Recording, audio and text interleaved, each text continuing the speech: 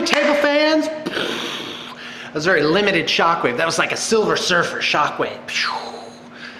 All right, so War Machine is the probably, for science fiction fantasy, I'd say the second most played game after Games Workshop's famous Warhammer, in case you've never heard of those. And Privateer Press has been around coming up on 15 years. They're an awesome company. They put out a great product. It's very slick. And today I'm going to show you, as far as I know, all the rule books that they make and give you kind of an overview, very quick overview of the different armies in case you're thinking of getting into this. So that's what this video is for, is to give you sort of a sense of things, and away we go. And here they are in all their glory. There's stacks of 6 and 4 here. And then those are the rest of the releases, more or less in chronological order. Now, I'm not so arrogant as to think I know it all, so I'm certainly willing to hear additional information in the comments section. So first off, these games are compatible. So you have your Prime and Primal rule books. Both of these are second edition, which has been long-lasting and a very strong set. So to play War Machine, you just need the War Machine rulebook. And yeah, so each one contains the basic models of each of the 4 basic factions and tells you how to play. The rules are virtually the same for both games. It's only different when it comes to how the energy you give to your warjacks and your war beasts. Really, that's mostly the one different mechanic. So this is Primal Mark II, so that's for Hordes. And the rule books are extremely well illustrated. This one's like 240 some odd pages, and it gives you, the stats and information of all the guys. Now, one of the cool things about this game is that when you buy one of the models, you get all of this information on a little card, a stat card in it. So technically, as far as I know, you don't really need these rule books, except for the rules, of course. But you don't need it you don't need to like buy every single supplement for your army. You can actually just get them in the stat cards. Right, so for War Machine, there are 4 basic factions for each. There's Cygnar, which is kind of this Revolutionary War, the principal normal color is blue, but you can do them alternate colors.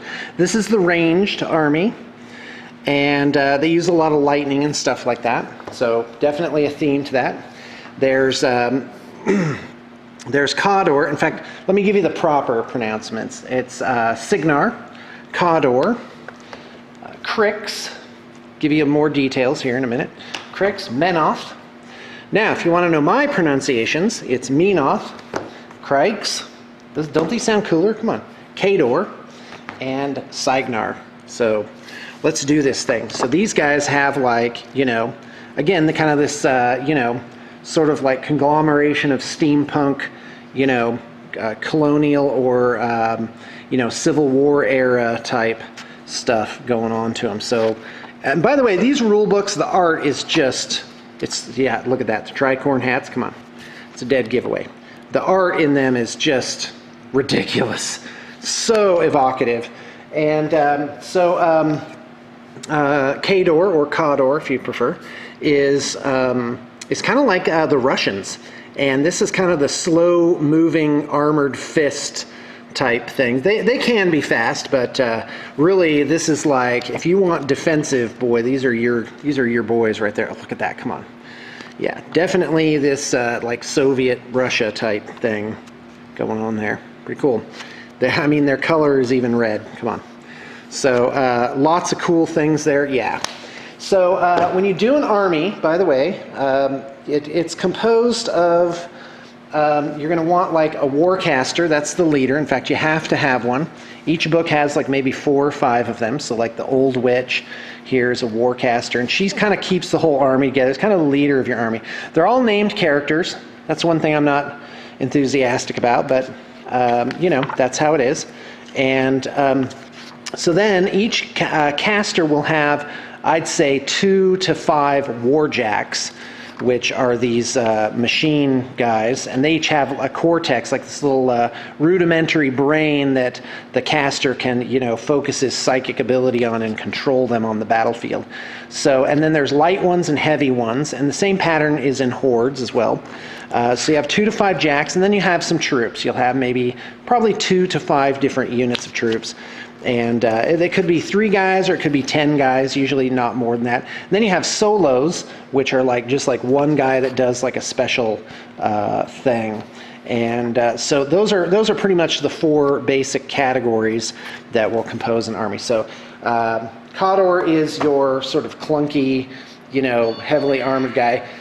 Crix is tricky, evil. They will suck your soul. And these guys are just incredibly cool. By the way, there's a website that you can go to called Battle College. And if you have another website that's good for this, let me know. And that'll help you with your list and whatnot. So there's your warcasters. And then you get into your warjacks here. Warjacks, isn't that cool? I mean, come on, guys. This is really amazing. Light warjacks. Back here you start getting into your heavy warjacks. The art is just super lavish for these guys. Nightmare character, Helljack. And then of course your soldiers and stuff like that. So pretty awesome. By the way, I won't do this full thing for each book, but there you go. I don't know much about these guys. Hate to say it, but they have really good synergy, and that's really all I can say. I know a little bit about one build for them. Okay, so those are the 4 basic ones. This is what they came out with when they originally started the game. And then now they expanded, they made another army. This is recently called the Retribution of Syra. I'm not sure if that's how you say it. But these guys are very clever. They use manipulation, they use gravitic pulses, they use movement, teleportation, stuff like that. These guys, they are really neat. So there's the Warjacks, Retribution, and I've seen you can do different color schemes. I did mine in teal rather than this white. Look at that. Come on, that's awesome. And just really painting guides, the whole thing. So that's Retribution. And if you're wondering if I took this from a library, I didn't. We actually put these in ourselves as checkouts for the artists. Now recently they've done another one, which is kind of this Art Nouveau type of thing. And the Convergence, oh my gosh, look at the art in this. Don't know much about these guys either. But boy, the models sure really are amazing. So these are the Warjacks for those guys. Maybe I will do a look through on every single book. The soldiers. So the background here is these guys are they actually transplant human souls into these clockwork bodies, which is pretty cool. So anyway, it's all very steampunk. These guys definitely have this really cool feel to them. Love this. Going to do an army for these. Have a studio army, actually. All right, so on to the Hordes basic armies. And by the way, just as an overview, there's a pattern here. So on top of getting your regular army, you can get these hired hands. One is called Mercenaries. The other is called Minions. Minions go to Hordes, which is the beasties. And then Mercenaries go to War Machine. And some of them do overlap. But also, if you get these books, Mercenaries and Minions, there's also other armies in here that you can play. So for example, the Ruliks, which are like the War Machine equivalent of dwarfs, they come in this Mercenaries book. And you can also play pirates. Don't know how much, yeah, I'm doing it right. So there you go, look at that guy. That guy's pretty funny. So yeah, there's a whole pirates thing, all named characters pretty much.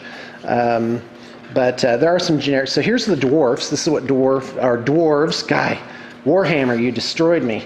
So this is what the dwarven jacks look like. So the dwarves are really, really, really cool. And so you can play a full army of those. Minions has the Gatormen and a bunch of swamp type stuff, and also what are called the Pharaoh, which are these boar guys. And so very cool. And then of course the solos that you can just do hired hands in your army. and just like include these really amazing models, and they really change the context of your army. So let's go on to Hordes. So Hordes is basically the same game. They are compatible. It's a lot of fun to play both. And Hordes only has the 4 basic armies still. They haven't done any expansion armies on them other than the minions, which I just explained. So you've got Legion of Everblight, which are like these corrupted of the dragon, and these guys are they're very tricky. They definitely have a feel to them. So there's Warcasters for those guys. Here's your light war beasts and heavy war beasts. Typically as a pattern there's a triple. So they put out a kit for a heavy war beast, but it makes 3 different war beasts, and you can magnetize them all. Well, here at BTP we offer that as a service, and that gives you a lot of great options for that. And I'm pretty sure every single army has a plastic kit for their heavy, and so it makes different things. And then of course it follows the same pattern. You have your troops here, and again this all comes on like a card. And in fact, let me show you what one of the cards looks like. So a typical card will have, you know, the stat line, weapon. It'll have its damage boxes here, you know, different stats, and then you turn it over, and lo and behold, look at that, all the rules lined out for you. So technically, you don't have to buy all these books. Your Warcaster will have 2 cards, double-sided, because your Warcaster has like spells and all these special rules. And God, this is making me want to play this game really bad. And by the way, it is a fun game. I played quite a bit. I haven't really kept up, but anyway, so here's the Legion solos. All right, let's get through the other ones pretty quick. Troll Bloods are like kind of like these, you know, Highlander type inspired. You know, they regenerate, blue-skinned. They have bards and storytellers. You know, they're kind of like the outlaws of the world. Look at that.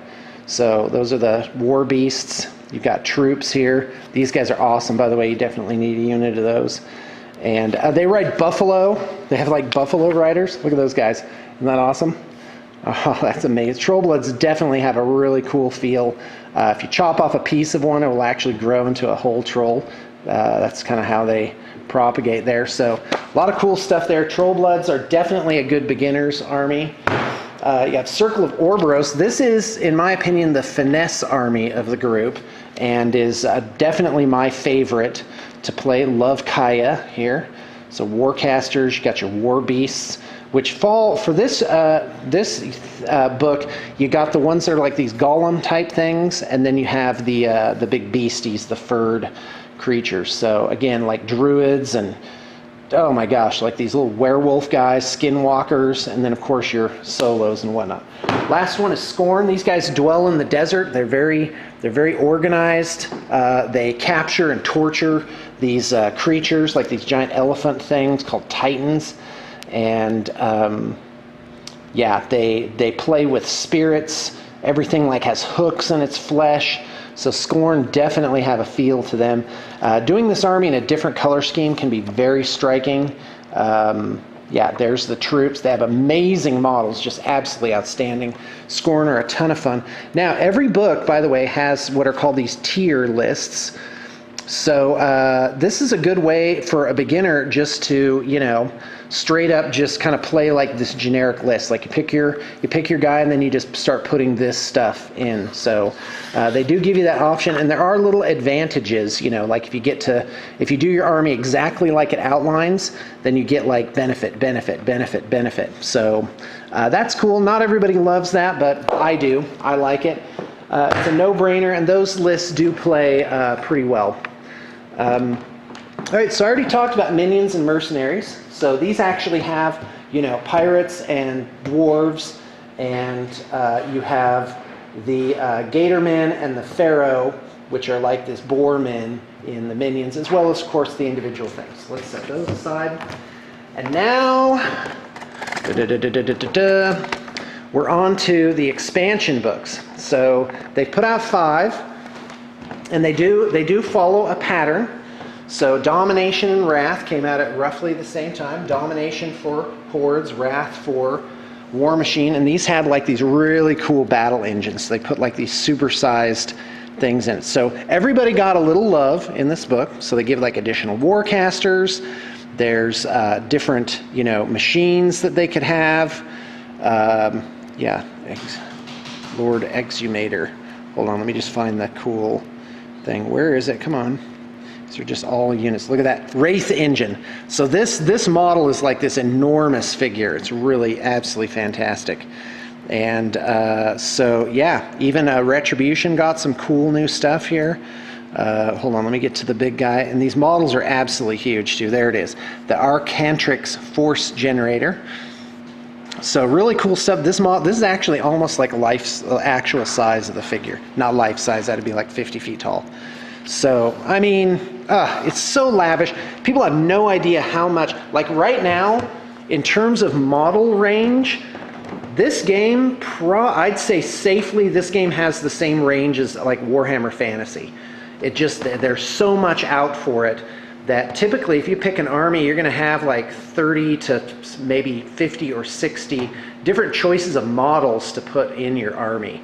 They're really absolutely fantastic. So let's take a look at Domination. This has some really cool stuff in it. So everybody gets some love. There's more warcasters. There's more units. And again, you know, you can just go online, find out what's, quote, good, unquote, and you can, you know, just get your stat card right out of the box that you buy. So let me just see if I can find something cool in here. All right. Well, anyway. Oh, yeah, this thing. Celestial Fulcrum. Love that. Ah, so gorgeous. Just ridiculous. All right, so that was a pair. And now, then they came out with this pair of books, Gargantuans and Colossals. And this is like really huge model. These things come on like 5 or 6 inch round bases. They're the equivalent of, in terms of point cost, they're the equivalent of 2 heavy warjacks in another army, of which you'd probably only include like 1 or 2. So, for example, if I were running a Retribution army, I'd probably include 2 heavy warjacks, depending on who my warcaster was. So, did want to, okay, what did I want to point out? So when you're making your army, you'll have a warcaster, 2 to 5 warjacks, 2 to 5 units of guys, and so the super heavies, they just kind of take up, oh no, it's the points cost. So everything has a point cost. So this guy, just this unit upgrade here, costs 2 points. So typically a small game is 35 points. You could play a smaller game like 20 or 25, but now you're getting into an area where the game just doesn't play the same. 35 is a decent game. It would really be the equivalent of playing in Warhammer, playing like 1,000 or a 1,500 point game. So 35 points is a good starting place. 50 points is kind of average. If you got skilled players and you want a big game, then I'd do, you know, between 70, maybe 100. Probably not more than that, though. The model count that you're going to need is actually lower, and that's what appeals about War Machine and Hordes is you're not going to need that many figures. You're going to need, the barrier to entry is really low. By the way, they have a great starter set that you can get. It's a supremely huge value. And so model count, I'd say, is probably 20 to 50 models. And that is really low. Like for Warhammer 40K, you can easily have 50 to 150 models in your army. Especially like if you play a Horde army, it's a good 150. So all right, let's continue. And because each guy is like so detailed. You know, there's not just, you know, 3 hull points on this vehicle. There's like, you know, in each thing, it's almost like a little character. You know, that like if this guy gets this thing blocked out, his, you know, these, he actually gets impaired to his abilities. So it's very interesting. Like just one figure for your warlock really is like running an RPG character almost. You know, with all the different options that you have. And the war beasts, they have like 10 different like combat maneuvers that they can do. You know, throw things, do throw another character, do a headbutt, a slam, all sorts of this stuff. It's almost like it's like pro wrestling or something. So anyway, let's take a look at this thing because this is just ridiculous. Let's do Colossals. So basically, each of the factions got a Colossal, and even the dwarves got one. So this is the one for Cygnar. And by the way, these things are like maybe 6 or 7 inches tall. So Stormwall, the Protectorate, got some new goodies, and got the Judicator.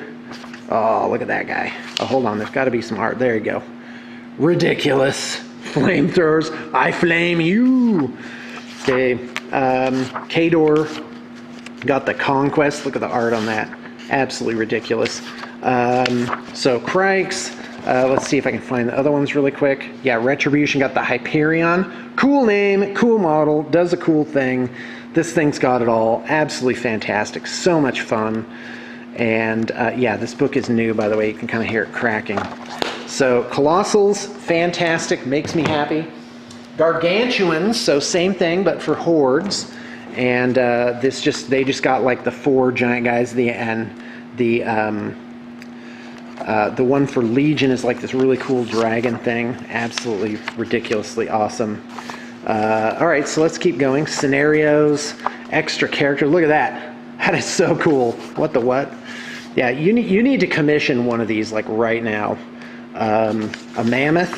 Let's take a look at this. This is the Scorn one. This giant, like, yeah, a mammoth. Yeah, ridiculous. Quad cannons on its back. Come on, seriously. All right, so anyway, lots of new units. The Archangel, that's what I meant to say. Look at that guy. I'd get that like for an RPG just for the heck of it. So guys, this is really absolutely amazing. One more book. So recent book out is called Vengeance. So this is for War Machine. So I would predict that there will be a sister version of this for Hordes that'll come out, and this just has additional figures in it. And they're really good at publishing. Oh, guy, look at some of the art in here. Look at that. Oh man, awesome. Issyria, Sibyl of Dawn. Okay, I say yes to this. Fantastic, makes me happy. Imperatus. By the way, this model is really cool. And War Machine is really good. Privateer Press, rather, is really good at supporting its games with books. There's RPGs. There's a magazine. It's just, guys, it's just out of sight. I cannot believe how amazingly amazing this stuff is. So, yeah, Ilara, Tyro of the Third Chamber. Look at the art on that. That's great. I'm loving that. That's a solo. All right, guys. Well, I'm actually getting hoarse from talking now. So that is an overview of all the books. And if you're a little intimidated by this, well, you don't need to buy all these books to play the game. You literally could just get the basic rule book, and I believe a copy comes in like the basic kit, or the little box set that they give out. You can get online. I'm pretty sure you can get like the basic rules. Correct me if I'm wrong, but you just pick this up, and you can get started. All the stat cards come with the models that you purchase. So folks, that's it. I would highly encourage getting into War Machine Hordes. It has a great following. It has huge support. Do contact us at projects@bluetablepainting. If you'd like to set up an army, you can say, hey, what would you recommend? Or, if you're ready to go and if you've got a budget going, we can definitely help you get set up and guide you through this process and get you on the table and playing, which is the whole point of what we do here, that you can just have something miraculously appear. So thank you very much for tuning in, and I hope you got your inspiration for the day.